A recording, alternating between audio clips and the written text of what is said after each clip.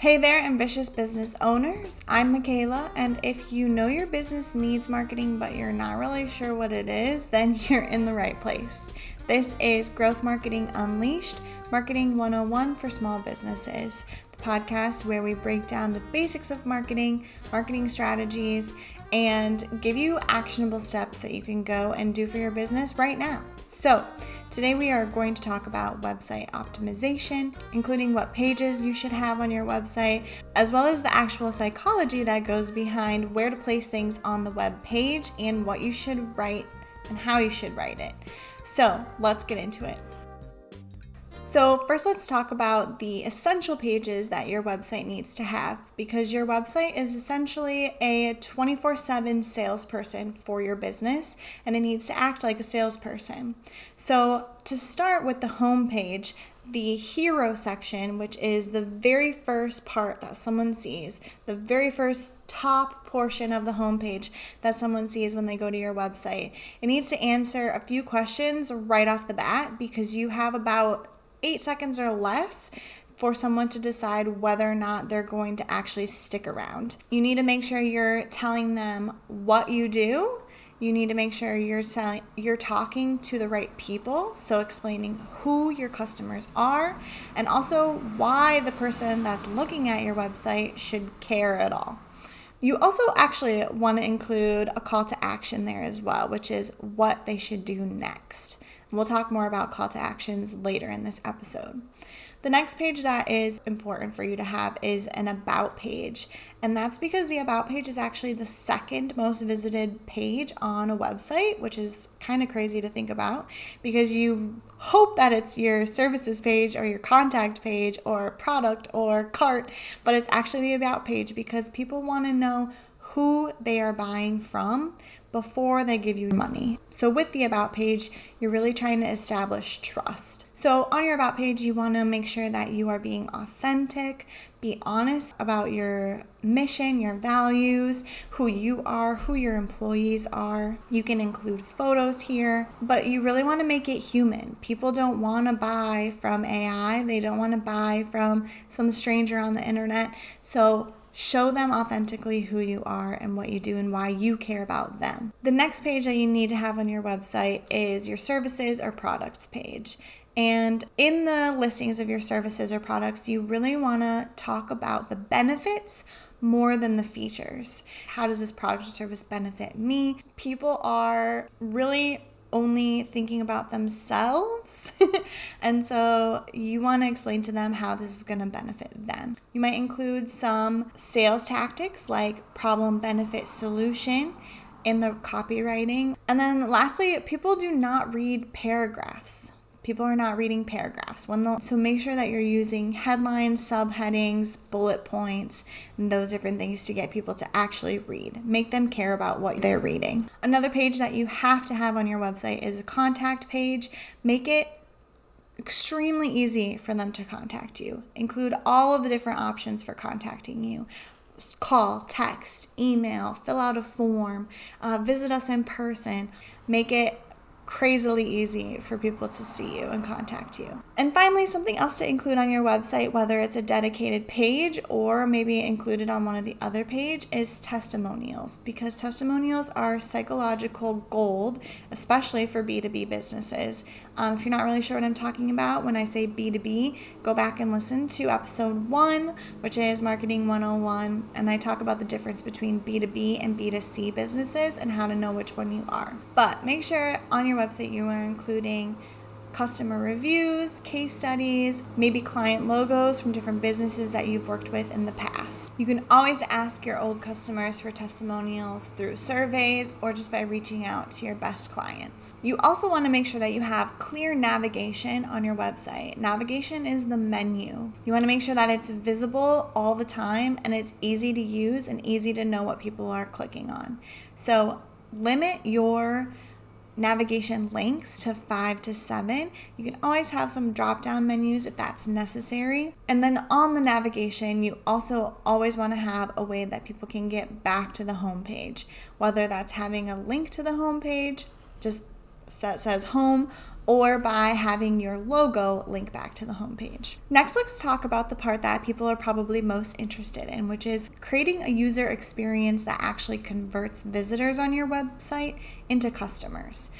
You've probably heard of user experience before, although you might have seen it abbreviated to UX, and then its cousin is UI or user interface. This is where the magic really happens on your website. So first I want to talk about the 3-second rule.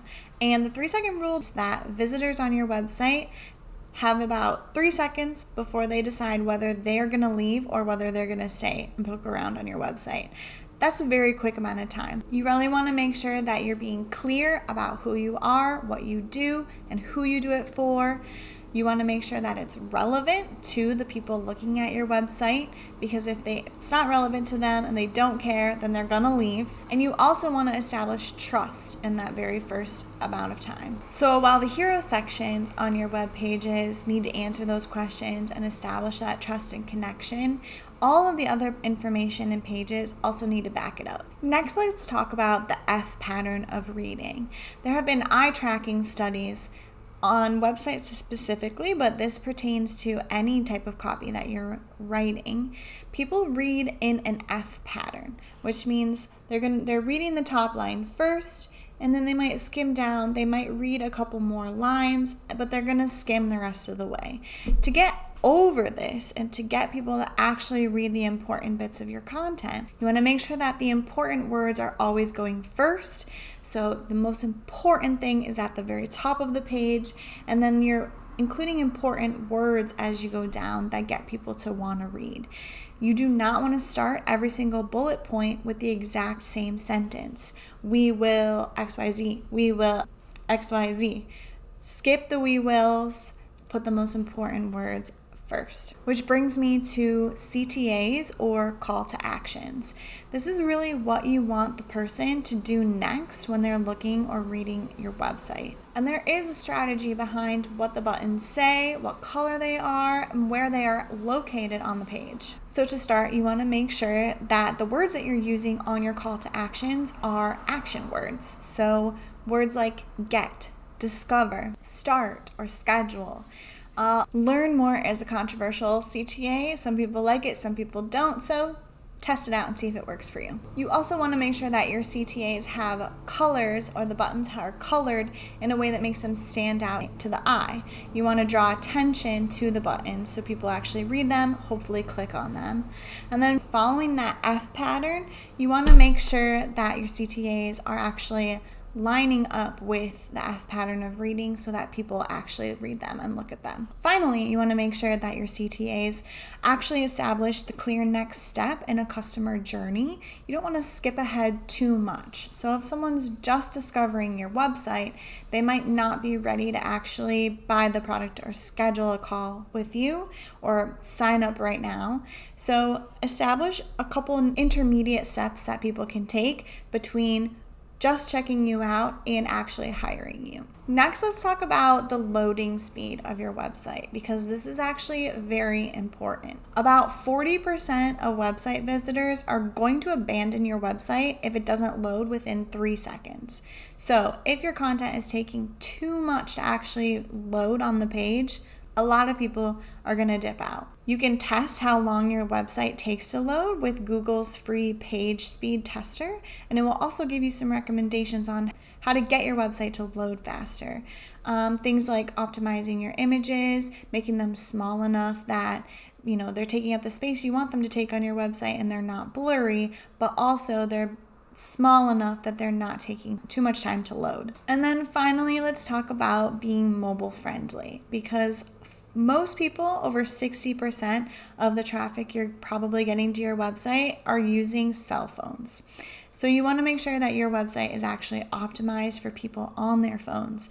And this can be things like making the text bigger, obviously, but also making the buttons bigger so that clicking with your thumb, you can easily click on them. And also placing those buttons near where someone's thumb might be. You also might want to organize your pages differently for cell phones. So reordering the content, maybe making pages not quite as long so that people on phones can easily scroll through and find what they're looking for. You might want to simplify the navigation on mobile. So instead of having a bunch of different menu options with drop downs, you might want to simplify that. You also want to simplify your forms. So if you have people filling out a form that has a lot of different questions, you might want to make that a bit easier for them. Do fewer questions because people are less likely to type away a bunch of information than they would be to type on a desktop. And then finally, mobile users are actually a lot less patient for pages loading, so make sure that your page speed is fast for mobile as well. So I hope that you learned a way that you can improve your website in today's episode. Let me know in a comment below what you're going to do, maybe what I missed. Next time, we're going to talk about really creating a foundation for your marketing, your brand, your message, your unique proposition to customers, and establishing some brand guidelines. If you have a specific marketing strategy that you want me to talk about, leave a comment below. Connect with me on LinkedIn. You can search for Michaela Albee or Wild Agency on LinkedIn. And you can always find me at wildgrowthagency.com. Thanks for listening. I'm Michaela, and I will see you next time.